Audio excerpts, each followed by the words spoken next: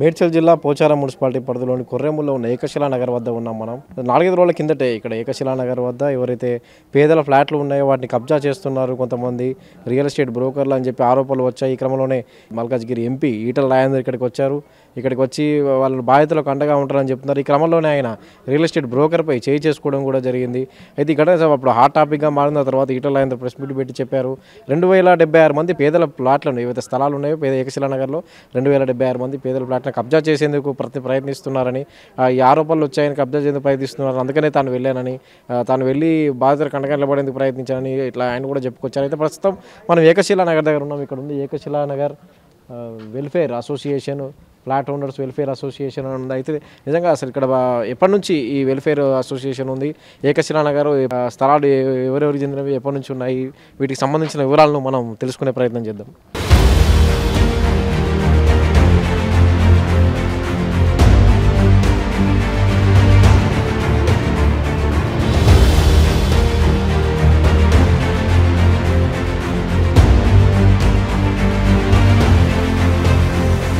ఏకశిలా నగర్లో 149 ఎకరాల్లో 2076 మంది పేదల ఫ్లాట్లు ఉన్నాయి ఇక్కడ.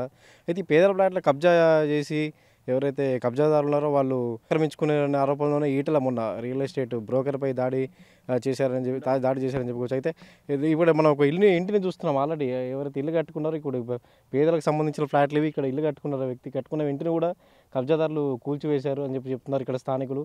ఆ ఇల్లు దాదాపు ఒక రూమ్ పైగా ఇల్లు కట్టిన షెడ్డు ఇల్లును మొత్తానికి కూల్చివేసి రాత్రికి రాత్రే వాళ్ళకి సంబంధించినటువంటి నెంబర్లతోటి రాళ్ళు బాతడం కానీ ఇటువంటివన్నీ చేశారు. ఇక్కడ మనకు కనిపిస్తున్న విజువల్స్లో ఇంటిని మొత్తం చుట్టూ ఉన్న ప్రహరీ గోడతో పాటు ఇంటిపైన రేకులను వాటన్నిటిని కూల్చివేశారు కబ్జాదారులు అని చెప్పి స్థానికులు చెప్తున్నారు. ఇంటికి ఏకశిలా నగర్ ఘటనకు సంబంధించి మరిన్ని వివరాలు మనకు చెప్పడానికి మనతో ఉన్నారు Ekashila Nagar flat owners welfare association president Sivareddy గారు ఉన్నారు మనతోటి. శివారెడ్డిని అడిగి తెలుసుకొని చెప్పండి.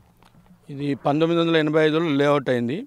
అప్పటి నుండి మొత్తం అందరూ ఇక్కడ రూములు కట్టుకున్నారు, ఇండ్లు కట్టుకున్నారు, అందరూ అనుభవిస్తున్నారు. ప్లాట్ల ఓనర్లు కూడా అంతా 32 డిపార్ట్మెంట్ల ఎంప్లాయీస్ లోన్లు పెట్టుకొని అప్పుడు 85ల 50,000కు 40,000కు ప్లాట్తో కొని అందరు ఉన్న తర్వాత ఒక రియల్ ఎస్టేటు యజమాని ఈ వెంచర్ మీద కన్నుబడి హర్ష కన్స్ట్రక్షన్ యజమాని వెంకటేష్ గారు కన్నుబడి 2007లో అగ్రికల్చర్ ల్యాండ్గా డబుల్ రిజిస్ట్రేషన్ చేసుకొని మొటేషన్ చేసుకుంటే అది కూడా ప్లాట్లోకి కేసు ఇస్తే ఆయన మొటేషన్ కూడా పోయిన తర్వాత మళ్ళీ ఏం చేస్తున్నాడంటే ఏ ఆర్డర్ లేకుండా మళ్ళీ గుండాలను ఒక 20 మంది గుండాలను పెట్టి నైట్ల కనీళ్ళు స్టోన్స్ తీసేయడము, రూములు పలగొట్టడము, ఎవరైనా ప్లాట్లో అయితే ప్లాట్లను బెదిరించి మీరు అమ్ముకోనరి ఈడ మొత్తం డిస్ప్యూట్స్ ఉన్నాయని వాళ్ళ దగ్గర అగ్వా తీసుకునడం, ఈయన కొన్న ప్లాట్లు కూడా మళ్ళీ వేరే బిల్డర్లకు అమ్మి సొమ్ము చేసుకోవడం, ఇట్లాంటి పనులు చేసుకుంటూ మమ్మల్ని భయభ్రాంతులను చేస్తుంటే మాకు మొన్న ఎవరి సపోర్ట్ లేకపోతే ఈటల రాజేందర్ సార్ దగ్గర పోయి ఎంపీ గారి దగ్గర పోతే ఎంపీ గారు వచ్చి మా సమస్య చూసిండు, మాకు మీటింగ్ పెట్టిండు, మా రోడ్లు చూసిండు, మా ఇండ్లు చూసి మీటింగ్ పెట్టుకుని ఆయన పోయే సందర్భంగా గుండాలు వచ్చి నువ్వోడిరా ఇక్కడికి రావడానికి అది ఇదని ఆయన మీద బూత్ మాటలు మాట్లాడితే పాపం ఆయన చెల్లించిపోయి అరే ఏంది ఇక్కడ ఎందుకు తాగుతారా అని అన్నందుకు ఒక చేసినందుకు ఆయనను వట్టిగా అన్యాయంగా కొట్టిండని బదనం చేసుకుంటూ ఈ ప్లాట్ల యజమానులను చూసి అంత సీనియర్ సిటిజన్లు 80 ఏళ్ళు 70 ఏళ్ళ మనుషులను చూసి లేడీస్ మీద దాడి చేసుడు, కుక్కలను తీసుకొచ్చి లేడీస్ మీద ఫైట్ చేపించుడు, నైట్ల టెంట్ వేయకుండా ఆయన మీటింగ్కు ఎన్ని ఇబ్బందులు పెట్టినా కానీ మేము తట్టుకున్నాం. అవన్నీ వీడియోలు చూసి సీసీ ఫుటేజ్ చూసి ఆయన చెల్లించిపోయాడు మా కొరకు. అందుకు అతను మాకు సపోర్ట్ చేస్తున్నాడని ఆయన మీద ప్రెస్ మీట్ చేసి తప్పుడు ఆరోపణలు చేస్తున్నాడు ఈ బిల్డరు నేర చరిత్ర ఏంటంటే అసెంట్ ల్యాండ్లు చేసుకోవడము, వెంకటాద్రి టౌన్షిప్ కట్టడము, ఎరకలోళ్ళ ల్యాండ్లు, ఎస్సీ మన మాదిగోళ్ళ ల్యాండ్లు ఆ సోదరు దళితులై అందరి అక్రమంగా మేడిపల్లిలో చేసిండు, ఇట్లనే ఎమ్నంపేటలో చేసిండు. ఇదంతా మీరు దయచేసి గవర్నమెంట్ అతని మీద చర్యలు తీసుకోగలరని మా మనవి. ఎవరైతే బిల్డర్ ఉన్నారో ఆయన కూడా తర్వాత రోజు ప్రెస్ మీట్ పెట్టారు. ఇదంతా మాకు డాక్యుమెంట్లు ఉన్న ల్యాండే, ఇవన్నీ ఈటల రాజేందరే ఆధారాలు లేకుండా వచ్చి ఇట్లా అది చేయడం అని చెప్పి ఎంపీ ఈటల రాజేందర్ మీద ఆరోపణలు చేశారు. దానికి అంటే వాళ్ళ డాక్యుమెంట్లు అన్నీ ఉన్నాయి మా దగ్గర అని చెప్తున్నారు. మరి డాక్యుమెంట్లు ఉంటే వెంచర్ దగ్గరకు వచ్చి ఆయన గుండాలను ఎందుకు పెట్టాలి? ఆయన వచ్చి నా డాక్యుమెంట్లు ఉన్నాయని మాకు చూపెట్టుకుని నా ల్యాండ్ ఉందని చూపెట్టవచ్చుగా. ఇప్పుడు మీరు చూస్తున్నారు ఇక్కడెక్కడన్నా వ్యవసాయం ల్యాండ్ ఉందా? నాకు వ్యవసాయం ల్యాండ్ ఉంది అని చెప్తే మరి గుండాలను ఎందుకు పెట్టాలి? ఆయన వచ్చి ఉండవచ్చుగా. ఇక్కడ ఆయన పేపర్ తీసుకొని వచ్చి ఫేస్ టు ఫేస్ మాతో నా పేపర్ ఉన్నది మీ దగ్గర మాతోనే అడగాలి కదా. ఈ గుండాలను 20 మందిని పెట్టి డే అండ్ నైట్ ఇక్కడ సైర వ్యవహారం చేసుకుంటూ మా మీద ఎందుకు దాడి చేయాలి? వీటికి సంబంధించి మరి మీరు గ్రామ పంచాయతీ ఇప్పుడు కుర్రమూలు గ్రామ పంచాయతీ కానీ లేదంటే అధికారులకు కానీ లేదంటే పోలీసులకు కానీ ఫిర్యాదులు అవన్నీ పోలీసులో ఫిర్యాదులు చేసినాము, కొన్ని కేసులు కూడా కట్టిండ్రు, ఇంకా కొన్ని కట్టవలసింది ఉన్నది. మేము మా గ్రామ పంచాయతీ వాళ్ళు కూడా మాకు సపోర్ట్ చేసారు. గ్రామ పంచాయతీ రిపోర్ట్లో కూడా ఇది ప్లాట్స్ అనే ఇచ్చిండ్రు. ఆ రిపోర్టు కూడా మేము కలెక్టర్ సబ్మిట్ చేసినాము, హైకోర్టులో కూడా పెట్టినాం. అది పెడితే మాకు ఆర్డర్ వచ్చింది. ఎందుకు ఈ ఏకశిలా నగర్లోనే ఈ పేదల ఫ్లాట్లను కబ్జా చేసేందుకు ప్రయత్నిస్తున్నారు అంటే ఇప్పుడు ఇక సంబంధించి ఎందుకు అంటే దీనికి అంత డిమాండ్ ఎందుకు? ఇక్కడ 40,000కు 35,000 గజం ఉందండి. దానివల్ల ఏంటంటే ఇక్కడ ప్లాట్ ఓనర్స్ అంతా నిజామాబాదు, కరీంనగరు, వరంగల్ అవసరం అనుకుంటే ఆంధ్ర మన శ్రీకాకుళము, వైజాగ్ ఎక్కడెక్కడి ఎంప్లాయీస్ ఉన్నారు, వాళ్ళు ఇక్కడ ఉండరు. ఎవరైనా వాళ్ళు వచ్చేసరికి మనం కబ్జా చేసుకోవచ్చు అనే కన్నుబడ్డది ఇక్కడ బిల్డర్. ఇది మనకు ఏకశిలా నగర్ ఫ్లాట్ అసోసియేషన్ ఏదైతే వెల్ఫేర్ అసోసియేషన్ ప్రెసిడెంట్ శివారెడ్డి చెప్తున్నారు. మొత్తానికైతే ఇది కబ్జాదారుల చేతుల్లో పడి ఆ పేదల భూములు కబ్జా చేసే ప్రయత్నం చేస్తున్నారు. అందుకనే ఈటల రాజేందర్ చెల్లించిపోయి ఆ రోజు వచ్చి చేసుకోవాల్సి వచ్చిందని ఆయన చెప్తున్నారు.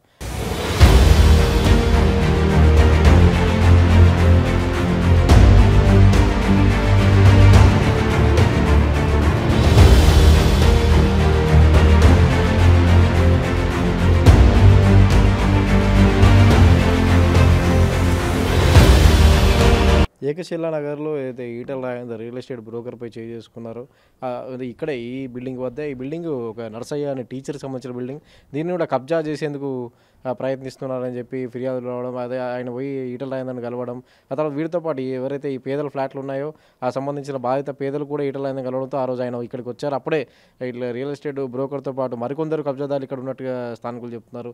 ఆ క్రమంలోనే ఈటల ఎవరైతే రఫీక్ ఉన్నారో ఆయనపై చేసుకున్నారు. అయితే ఈ స్థానికులు చెప్తున్న విషయం ఏంటంటే ఇక్కడ ఎవరిని ఇల్లు కట్టుకొని ఇవ్వకుండా ఈ పేదల ఫ్లాట్లను కబ్జా చేసేందుకు ఇల్లు కట్టుకొని ఇవ్వకుండా వాటిని సగం నిర్మాణం మధ్యలోనే కూల్చివేయడం, రాత్రి జేసీబీలు తెచ్చి కూల్చివేయడం మనం చూస్తున్నాం. అక్కడ కనిపిస్తున్న బిల్డింగ్లో ఏదైతే మెట్లు ఉన్నాయో ఆ మెట్లని కూల్చివేశారు. సగం అంటే కట్టిన మెట్లను కూల్చివేయడం, లేదంటే చుట్టూ ప్రహారీలు ఉంటే వాటిని కూల్చివేయడం, ఇలాంటివన్నీ చేస్తున్నారని చెప్పి ఆ స్థానికులు చెప్తున్నారు. వీటిపై ఫిర్యాదులు ఎక్కువగా కావడం, దీంతో ఏదైతే బాధితులు ఉన్నారో వాళ్ళంతా ఈటల రాజేందర్ని ఆశ్రయించడంతో ఆయన 4-5 రోజుల కిందట ఇక్కడికి వచ్చారు. మన ఉన్న ఏరియాకు ఆయన ఏకశిలా నగర్కి వచ్చి ఇక్కడ మాట్లాడుతున్న క్రమంలోనే ఆయన రియల్ ఎస్టేట్ బ్రోకర్పై చేసుకున్నారు. అయితే వాళ్ళ దౌర్జన్యం ఏంటని ఆయన ప్రశ్నిస్తూ ఈ క్రమంలోనే ఆయన చేసుకున్నారు. ప్రస్తుతం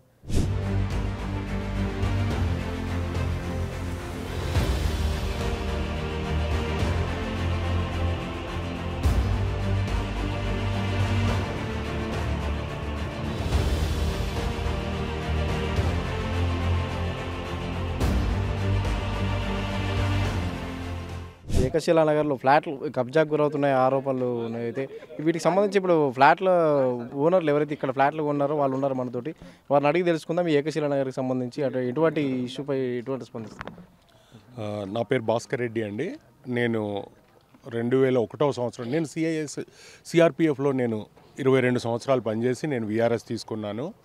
నేను సర్వీస్లో ఉన్న క్రమంలోనే 2001లో నేను ఇక్కడ ఒక ప్లాట్ తీసుకున్నాను. Plot number 1313.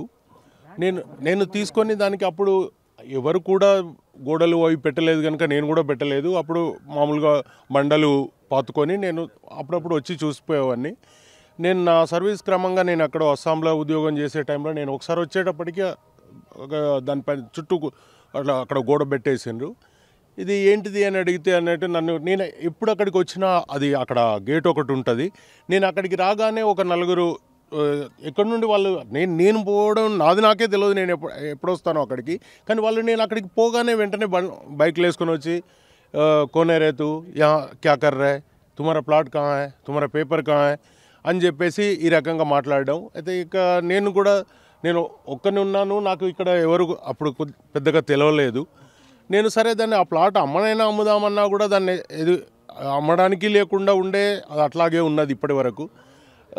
ఈ మధ్య ఈ ప్లాట్ల విషయంలో అన్నట్టు అందరూ బాధితులు ఉన్నారు అని చెప్పేసి నేను వాళ్ళందరితో కలవడం జరిగింది. ముఖ్యంగా నేను శివారెడ్డి గారితో వీళ్ళందరితో కలిసినాం. శివారెడ్డి ఇంకా మిగతా మిత్రులతో కలిసిన తర్వాత ఒక 20 సంవత్సరాలు పనిచేసిన నాలాంటోడికే నాకు ఇక్కడ దిక్కు లేదు అంటే ఇక్కడ ఇంకా పూర్తిగా తెలియని వాళ్ళు ఆఫీసుల చుట్టూ తిరగలేని వాళ్లకు ఇది ఎంత అన్యాయం జరుగుతుందో మీ మీడియా మిత్రులు గమనించండి, మాకు న్యాయం చేయండి దయచేసి.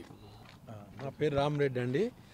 నేను 8 మంత్స్ బ్యాక్ ఒక ప్లాటు 1819 అన్న ప్లాట్ను పర్చేజ్ చేశాను. అప్పటికి నాకు తెలియదు అది ఓపెన్గా ఉంది, మంచిగా ఉన్నది, పర్వాలేదు, కొద్దిగా నా బడ్జెట్లో ఉంటుందని ఖరీదు చేశాను. ఆ తర్వాత చేసుకున్నాక జస్ట్ 1 మంత్లనే దాన్ని కొంచెం సాఫ్ చేసుకుందామని వస్తేను వాళ్ళు గుండాలు జేసీబీ నడుస్తున్నది, గుండాలు వచ్చినారు. వచ్చి ఇది ఇక్కడ నడవకూడదు, ఇది ఈ ప్లాటు వేరే వెంకటేష్ది అని ఇటు అతను వెళ్ళిపోయినాడు. జేసీబీ అతను మాకెందుకు రిస్క్ అన్నట్టుగా వెళ్ళిపోయినాడు. ఆ తర్వాత నాకు వేరే కంప్లైంట్ చేద్దాం అనుకున్నాను, వేరే పని నుండి ఊరికి వెళ్ళిపోయాను. ఇంతలకు అంత అర్జెంట్ లేదు కాబట్టి నేను కొంచెం అప్పుడు అంత సీరియస్ కాలేదు. అయితే ఇంత ఇంత ఇదిగా ఉన్నదా అన్నది నాకు ఎందుకు ఆశ్చర్యం అంటే 1985లో అయిన దాన్ని 2007లో అతనికి ఎట్లా చెందుతుంది, వీళ్ళు ఎట్లా చేసినారు, ఇవన్నీ ఆలోచిస్తే అంత తికమకగా అంత కొల్లియడై చేసినట్టుగా ఉన్నది తప్ప ఇందులో ఏం లేదు, గుండాగిరి తప్ప ఇంకొకటి ఏం కనిపిస్తలేదు. ఇప్పుడు మన ఈటల రాజేందర్ వచ్చారు, ఇప్పుడు వాళ్ళకి మద్దతుగా అదంతా తెలుసు. దీని మీద అంటే ఏంటి ఇప్పుడు, అంటే అందరూ ఫిర్యాదు చేయడం వలన లేకపోతే అవును, మా అందరి బాధలను మేము ఫిర్యాదు చేయడం వల్లనే వారి దగ్గరికి పోయి మొరబెట్టుకున్నాం. ఎందుకంటే అఫీషియల్స్ అంతా కొల్లీడ్ అయినట్టుగా వేరే గుండాలు ఇలా చేస్తారు కాబట్టి అంతొకటి కావాల్సి వచ్చింది. ఇది 2006లో నాది వ్యవసాయ భూమి అని చెప్పేసి అతను చెప్తున్నాడు. మొన్న వేరే ప్రెస్ మీట్లో కూడా చెప్పాడు.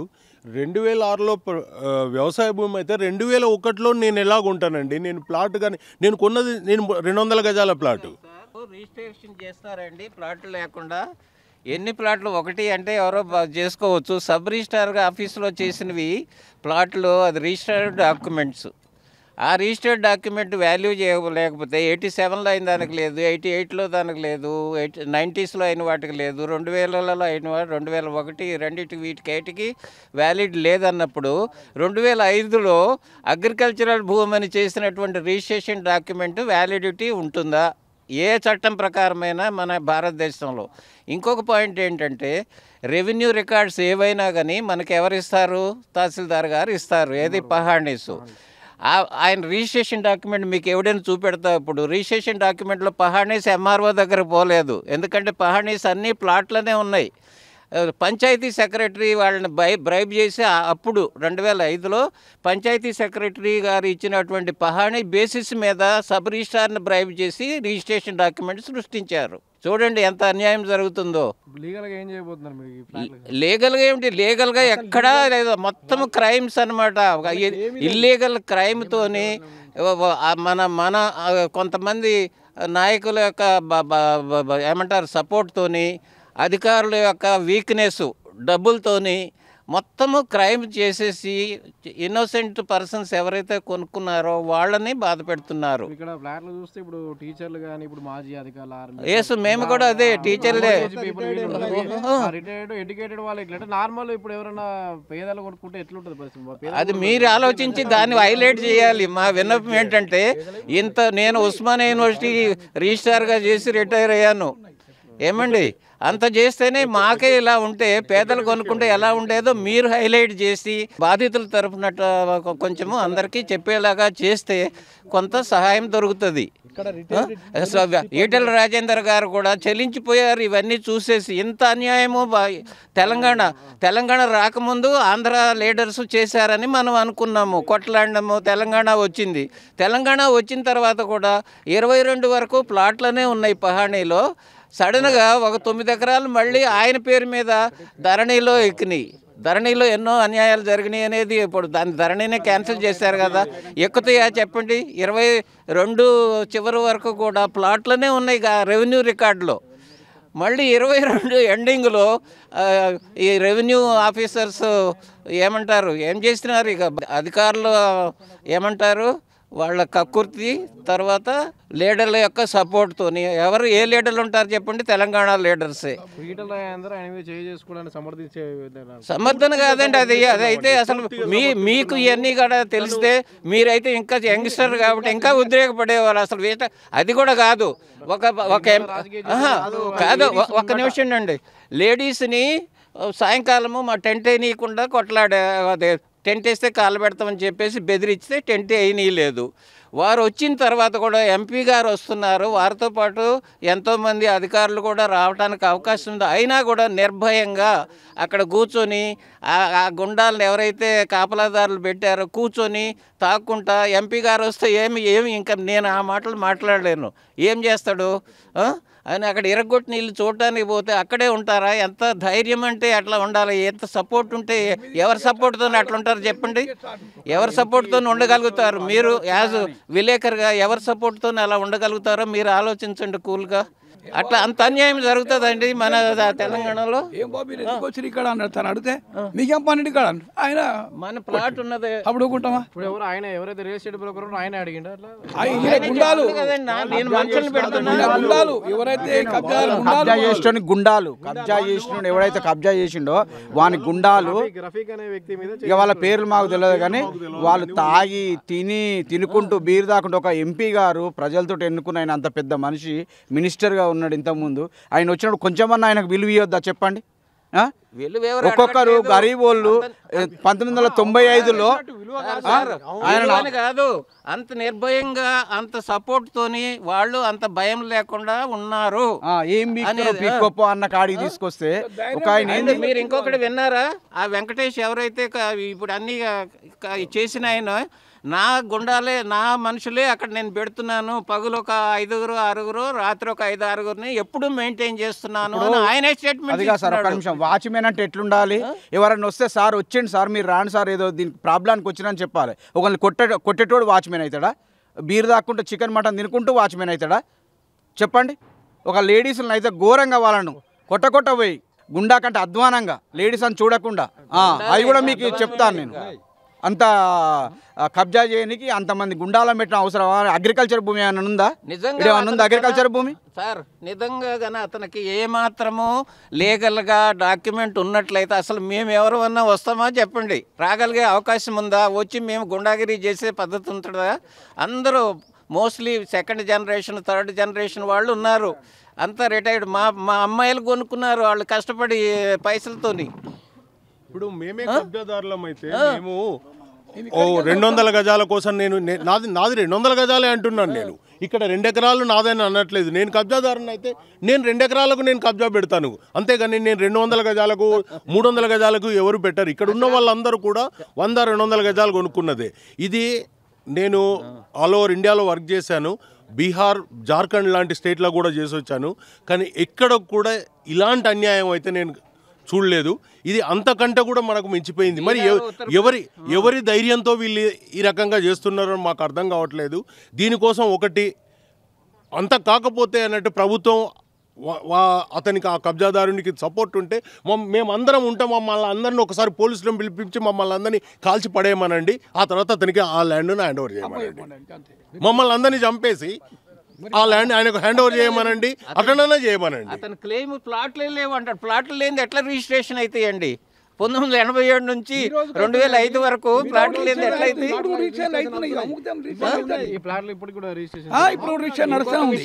మీకు ఆయన కూడా రిజిస్ట్రేషన్ ప్లాట్ ఉంది మీకు ఇప్పుడు చూపెట్టాలా? ఆయన కూడా ఒక ప్లాట్ ని రిజిస్ట్రేషన్ చేసుకున్నది 2005లో ఉన్నది హర్ష కన్స్ట్రక్షన్స్ మీద. తీసుకోండి ఇది ఒక ఫోటో. అదే ఎందుకంటే ఆయన కూడా ఇంత అన్యాయం అయితే మేము జీవితంలో ఎక్కడ చూడలేదండి. 2010లో కోర్టు ఆర్డర్స్ కూడా ఉన్నాయి. హర్ష కన్స్ట్రక్షన్స్ ప్లాట్ కూడా రిజిస్ట్రేషన్ అయింది, మీకు దాని బౌండరీస్ కూడా ఉన్నాయి. చూస్తున్నాను ఇందాక అని పెట్టాను.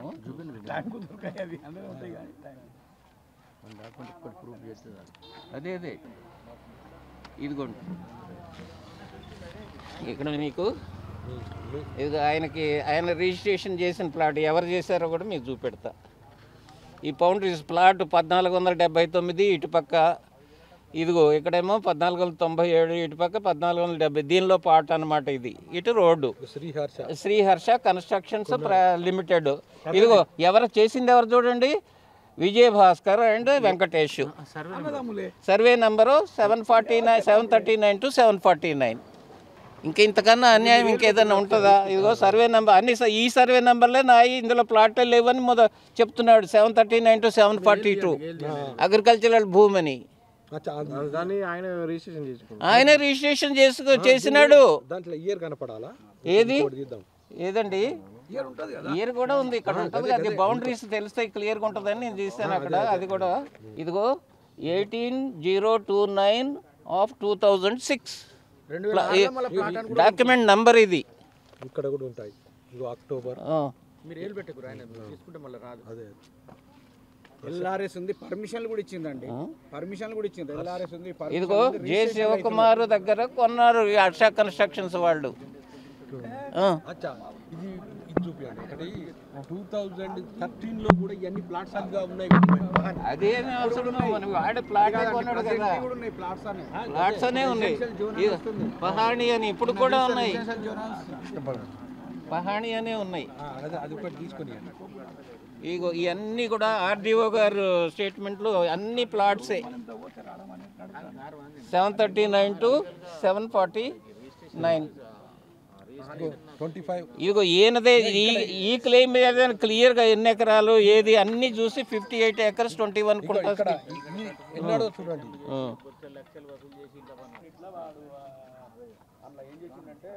ఈ తహసీల్దార్ ఆర్డర్.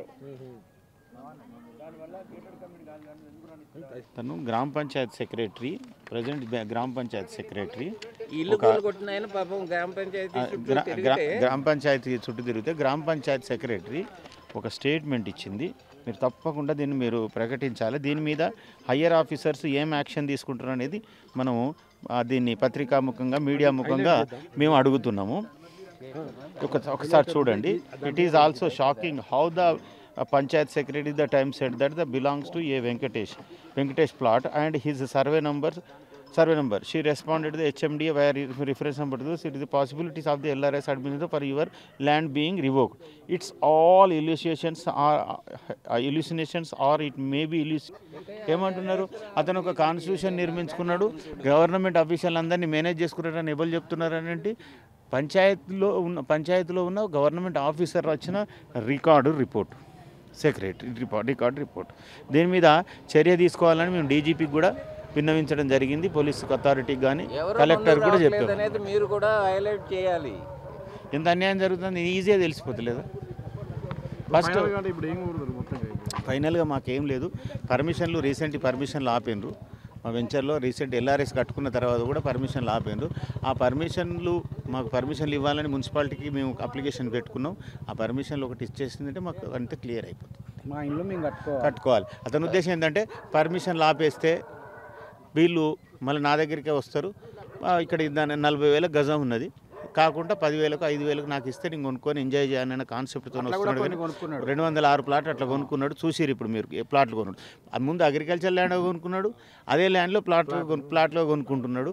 ఆ కుయుక్తులతో వస్తున్నాడు. దాన్ని మేము మూకుమ్మడిగా వాడిని ఎదిరించడం జరుగుతున్నది. అంటే ఇంకొక పాయింట్ ఏమిటంటే ప్రభుత్వాన్ని అధికారులను మేము కోరేది ఇంత దుర్మార్గమైనటువంటి విషయాలని దృష్టిలో పెట్టుకొని ఆ దుర్మార్గాల మీద యాక్షన్ తీసుకొని మామూలు ప్రజలకు రక్షణ కల్పించి ఆ లీగల్గా చట్ట ప్రకారం ఏదైతే మనకి దక్కుతాయో అవి దక్కేలాగా చేయటానికి సహకరించమని కోరుతున్నాం.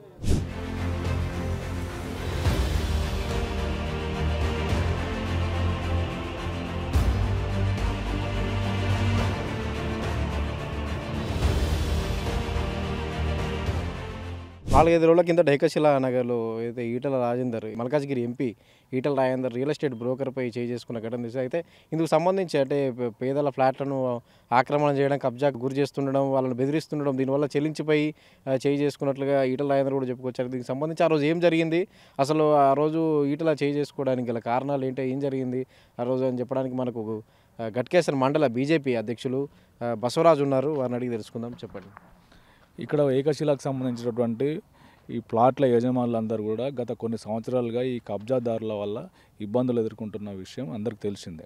ఆ విషయం పైన సోమవారం రోజు వీళ్ళందరూ బాధితులందరూ ప్లాట్ల యజమానులందరూ కలిసి గౌరవనీయులు పార్లమెంట్ సభ్యులు ఈటల రాజేందర్ గారి ఇంటికి వెళ్ళి వాళ్ళ గోడంతా వెళ్ళబోసుకోవడం జరిగింది. అవన్నీ వాళ్ళ దగ్గర ఉన్న డాక్యుమెంట్స్ కానీ, కోర్టు నుంచి వాళ్ళకి ఫేవర్గా ఉన్న డాక్యుమెంట్స్ కానీ అవన్నీ పరిశీలించినాక క్షుణ్ణంగా చూసిన తర్వాత వాళ్ళ బాధలిని వెంటనే ఆయన నేను అక్కడికి వస్తాను, చూసినాక నేను మీకు న్యాయం చేస్తామా అని చెప్పాడు. తెల్లారి నెక్స్ట్ మంగళవారం రోజు ఇక్కడ ఉదయం 11 గంటలకు వచ్చిండు. వచ్చిన తర్వాత ఇక్కడ ప్లాట్ల యజమానులు కూడా అందరూ కూర్చున్నారు. వాళ్ళు మేము నా బిడ్డ పెళ్ళికి కొన్నామని ఒకరు, మా పిల్లల చదువు కోసం కొన్నామని ఒకరు, రేపు రిటైర్డ్ అయినాక మాకు ఏదైనా ఆదేరు ఉంటుంది, కొంచెం భరోసా ఉంటుందని కొంతమంది, మేము ఈ రకాలుగా ఉన్నాము. అయితే మేము కొన్నయన్నీ కూడా 85లో కొన్నాం. 85లో 739 నుంచి 749 ఈ 10 సర్వే నెంబర్లలో 149 ఎకరాల భూమిలో లేఅవుట్ అయిపోయింది. ఆ లేఅవుట్లో పార్క్ ప్లేసులు ఉన్నాయి, మళ్ళా డిఫరెంట్ దానికోసం ఉంచిన ప్లేస్లు అవన్నీ చూసుకొని మేము తీసుకున్నామని వాళ్ళు చెప్పడం జరిగింది. ఆ తర్వాత వాళ్ళు 85తో కొన్న తర్వాత కొంతమంది 2-3 ట్రాన్సాక్షన్లు కూడా జరిగినాయి. అది అట్లా ఉండగా ఈ వెంకటేశ్వరరావు అనే బిల్డర్ ఇంకా కొంతమంది వాళ్ళ టీం గ్రూప్ అందరు కలిసి 2005లో వాళ్ళు ఇది వ్యవసాయ భూమి అని చెప్పి ఆ ప్లాట్లు ఎప్పుడైతే మారినాయో వాళ్ళ దగ్గరనే పోయి వీళ్ళు కొన్నారు. మళ్ళీ ఆ ప్లాట్ల యజమానులు ల్యాండ్ లైట్స్ ఎవరైతే ఈ లోకల్లో మునుకుంట్లోళ్ళు చెరుకుళ్ళు అప్పుడు 85లో అమ్మితే వాళ్ళ దగ్గర తీసుకొని వేరే రియల్ ఎస్టేట్ వ్యాపారులు అమ్మేసారు ప్లాట్లు చేసి. మళ్ళీ వాళ్ళ దగ్గరికి పోయి ఆ ప్లాట్లు అయిపోయినాయి కదా అని అంటే మేము చూసుకుంటాం లేండి, ఏదున్నా కూడా మేము చూసుకుంటాం అని చెప్పి ఈ బిల్డర్ వాళ్ళ దగ్గర మళ్ళీ అగ్రికల్చర్ కింద రిజిస్ట్రేషన్ చేసుకొని అగ్రికల్చర్ అని చెప్పేసి బ్యాంకుకి వెళ్ళి లోన్ తెచ్చుకున్నాడు. బ్యాంకులో కూడా డిఫాల్టర్ అయిన తర్వాత బ్యాంకు వాళ్ళు ఇక్కడ వచ్చి రికవరీ చేయడానికి వచ్చారు పొజిషన్. అప్పుడు ఈ ఓనర్లు అందరికీ తెలిసింది విషయం, అరే ఇంకెవరో ఇది అగ్రికల్చర్ కింద చూపించి లోన్ తెచ్చుకున్నారంట, ఇప్పుడు రికవరీకి వచ్చారు, ప్లాట్లు మావి కావని బ్యాంకు వాళ్ళు అంటున్నారు అని చెప్పి అప్పుడు మేల్కొన్నారు. మేల్కొని వీళ్ళంతా అసోసియేషన్ ఫామ్ చేసుకొని 20 ఏళ్ళ నుంచి పోరాడుతారు, మా ప్లాట్లు ఇవి మేము ముందు కొన్నామని చెప్పి. దాంట్లో వెంకటేశ్వరరావు అది నాది, నాకు చెప్పి రావాలి ఈటల రాజేందర్ అని చెప్పి మాట్లాడుతూ ఉన్నాడు. నీది అయినప్పుడు ఇక్కడ ఓనర్లంతా బాజాప్తుగా నాది అని వచ్చి ఇక్కడ రోజు కొట్లాడుతూ ఉన్నారు. నీ భూమి అయినప్పుడు నువ్వు రావాలి కదా, వాళ్ళ డాక్యుమెంట్లు తీసుకొని వాళ్ళు వస్తున్నారు, నీదేముందో నువ్వు తీసుకొని రావాలి. అట్లా రాకుండా వీళ్ళ మీద నాకు చెప్పకుండా వచ్చిండ్రు, ఎంపీ గారు చెప్పకుండా వచ్చిండ్రు అనేది ఆయన మాట్లాడడం కరెక్ట్ కాదు. రెండవది ఇక్కడ వచ్చిన తర్వాత వాళ్ళ గోడంతా విన్న తర్వాత అందులో శ్రీనివాస్ అనే ఆయన ఒక ఆయన ఉంటాడు. ఆయన ఏం చేసిండు, నా ఇల్లు కూలిపోయింది సార్, ఒకసారి వచ్చి చూడండి సార్ అని చెప్పిండు. ఆ క్రమంలో వాళ్ళ ఇంటికి వెళ్తున్న క్రమంలో ఆ రైట్ సైడ్ ఒక ఖాళీ పాడుబడ్డ బిల్డింగ్ ఉంటుంది. ఆ బిల్డింగ్లో కబ్జాదారులను ఎవరైతే కబ్జాదారుడు ఉన్నాడో వాళ్ళు ఇక్కడ కొంతమందిని జీతాలు ఇచ్చి కాపాలదారులుగా పెట్టుకున్నారు. రాజేందర్ గారు చేసుకున్నది రియల్టర్ల మీద కాదు, కబ్జాదారులు పెట్టుకున్న జీతగాళ్ళ మీద. వాళ్ళు ఇక్కడ రోజు ప్లాట్ల యజమానులను భయభ్రాంతులకు గురి చేస్తూ ఉన్నారు. ఎవరు ప్లాట్ల దగ్గర రావద్దు, మీరు సాఫ్ చేయొద్దు అని చెప్పి బెదిరిస్తున్న తరుణంలో వాళ్ళ మీద చేసుకోవడం జరిగింది. అది కూడా ఎందుకు జరిగిందంటే ఇక్కడ స్థానికంగా ఎంపీ వస్తుండని తెలిసి, ముందు రోజు వస్తుండని తెలిసి కూడా వాళ్ళు ఎంపీ వస్తే ఏం బీక్తాడు, ఏం చేస్తాడు, మీరు ఇక్కడ ఆయన వస్తే ఎవరు పోవద్దు, టెంట్లు వేయద్దు, కుర్చీలు వేయద్దు అని చెప్పి ముందు రోజు నైట్ భయభ్రాంతులకు గురి చేసిండ్రు ఏకశిలం వాళ్ళని. అవన్నీ కూడా వాడి దృష్టికి రావడం, మళ్ళీ ఆయన వచ్చిన సమయంలో వాళ్ళు ఇక్కడనే ఉండి ఫోటోలు తీయడం, వీడియోలు తీయడం, అది ఇదేంటని మీరు ఇక్కడే ఎందుకున్నారని అడిగితే సంబంధం లేని విషయాలు చెప్పడం తోటి ఆయన ఆగ్రహానికి గురై నేను వచ్చినాక కూడా ఇట్లా ఉంటే సామాన్యుల పరిస్థితి ఏందని చెప్పి ఆ విధంగా చేసుకోవడం తప్ప వేరేది ఏం లేదు. ఇక్కడ ఈటల రాజేందర్ కూడా చెప్పుకొచ్చారు, నా 5 ఏళ్ళ రాజకీయ జీవితంలో ఎన్నడూ సమయం అంత తీవ్రమైన పరిస్థితి ఏం కనిపించింది అక్కడ ఏమైందంటే ఇప్పుడు ఈటల రాజేందర్ గురించి మనం కొత్తగా చెప్పాల్సిన పని లేదు. ఆయన సుదీర్ఘ రాజకీయ జీవితంలో ఆయన తెలంగాణ ఉద్యమం అంతకంటే పెద్ద ఉద్యమం లేదు ఎక్కడ. ఆ ఉద్యమ సమయంలో కూడా ఆయన ఎక్కడ సంయమనం కోల్పోలేదు. అట్లాంటి వ్యక్తి ఈరోజు ఒక చేసుకున్నాడు అంటే దానికి ఆయన ప్రత్యక్షంగా ఇక్కడ బాధితుల బాధ చూడడమే దానికి కారణం. వాళ్ళు వెళ్ళబోసుకున్న గోడే ఆ కారణం. మొత్తంగా ఇక్కడ ఈ ఏకశిలా నగర్కి సంబంధించి ఇప్పుడు ఇక్కడ వీళ్ళకి ఎలాంటి అండగా ఉండబోతుంది BJP party? Bharatiya Janata party పూర్తిగా పేదల కోసం పనిచేసే పార్టీ. మీరు గతంలో హైదరాబాద్లో ఎక్కడేం జరిగినా అప్పుడు ఉన్నటువంటి మా నాయకులు బద్దం బాలరెడ్డి గారు కానివ్వండి, దత్తాత్రేయ గారు కానివ్వండి, ఇలా పెద్దలందరూ కూడా అందరూ కూడా వీళ్ళు పేద ప్రజల కోసం వాళ్ళకి ఎక్కడ ఏమి ఇబ్బంది జరిగినా పనిచేసారు, వాళ్ళు పోరాటాలు చేశారు. ఇవాళ అదే రాజేందర్ గారు కూడా పేదల పెన్నిదైన, పేదలకు ఆపత్తి వస్తే ఆయన ముందుండే వ్యక్తి. మీరు ఉద్యమంలో కూడా చూసారు, ఇప్పుడు కూడా అదే జరుగుతుంది. పేదలకు ఎక్కడ ఏ ఇబ్బంది ఉన్నా ముందే ఉండే వ్యక్తి ఈటల గారు. ఇది ఘట్కేసర్ మండల బీజేపీ ప్రెసిడెంట్ బసవరాజు చెప్తున్నారు ఈటల చెలించిపోయారు, అందుకే చేసుకోవాల్సి వచ్చిందని చెప్తున్నారు. ఆ పరిస్థితి అటువంటి పరిస్థితి ఉంది, అటువంటి చెలించిపోయే పరిస్థితి అక్కడ ఉంది. బాధితుల గోడు వినని చెప్తున్నారు. 4-5 రోజుల కిందట ఉద్రిక్తంగా మన ఏకశిలా నగర్ వద్ద బాధితుల ఆందోళన పరిస్థితులు, ఈటల రాజేందర్ రియల్ ఎస్టేట్ బ్రోకర్పై చేసుకునే ఈ ఘటనలకు సంబంధించి మనం ఇక్కడ స్థానికులు అంటే ఏం జరిగిందనే వివరాలను ఇక్కడ స్థానికులు ఫ్లాట్ల ఓనర్లని వీళ్ళు అడిగి తెలుసుకున్నాం. ఇది ఇక్కడ మేడ్చల్ జిల్లా పోచారం మున్సిపాలిటీ పరిధి కొర్రేమూల గ్రామంలోని ఏకశిలా నగర్ వద్ద ఉన్న పరిస్థితి ఇది. కెమెరామ్యాన్ రూపాలతో వంశీ, పల్లవి టీవీ.